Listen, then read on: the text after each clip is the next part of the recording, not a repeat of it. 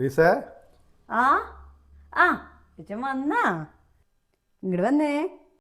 Chicken ഉണ്ട്, beef ഉണ്ട്, pork ഉണ്ട്. ഇതെല്ലാതും ഞായറാഴ്ച വൈകുന്നേരത്തിനുള്ളിൽ തീർക്കണം. ഇത് അവസാനിപ്പിന്റെ കാര്യല്ലേ? ഇത് ഇന്ന് തന്നെ അവസാനിപ്പിക്കാണ്. അല്ല പിന്നെ ആ ഇന്ന് തന്നെ അവസാനിപ്പിച്ചോ. തിങ്കളാഴ്ച തൊട്ട് നോയമ്പ് തുടങ്ങാം.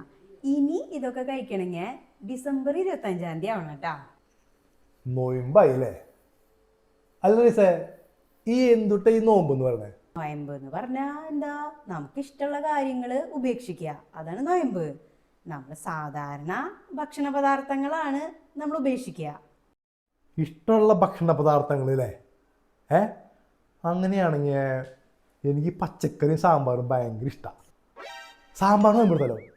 ആഴ്ചയിൽ ഒഴിക്കലാണ് ഈ വീട്ടില് സാമ്പാർ വയ്ക്കണേ. അന്ന് നിങ്ങൾക്ക് സാമ്പാർ വേണ്ട, പകരം തലേദിവസത്തെ മീൻചാറ് കൂട്ടി നിങ്ങൾ കഴിക്കും.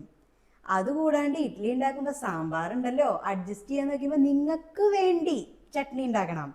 അല്ല, ഒരു കാര്യം ചെയ്യാം, എന്തായാലും സാമ്പാറിനല്ലേ നോയമ്പെടുക്കണേ. ഡിസംബർ 25 നമ്മൾ നോമ്പ് വിടുക സാമ്പാറും ചോറും വെച്ചിട്ട്. അതെങ്ങനെ ഉണ്ടാവും? ക്രിസ്മസിന് സാമ്പാറും ചോറാ? നീ എന്തിട്ട് തന്നെ പറയണേ?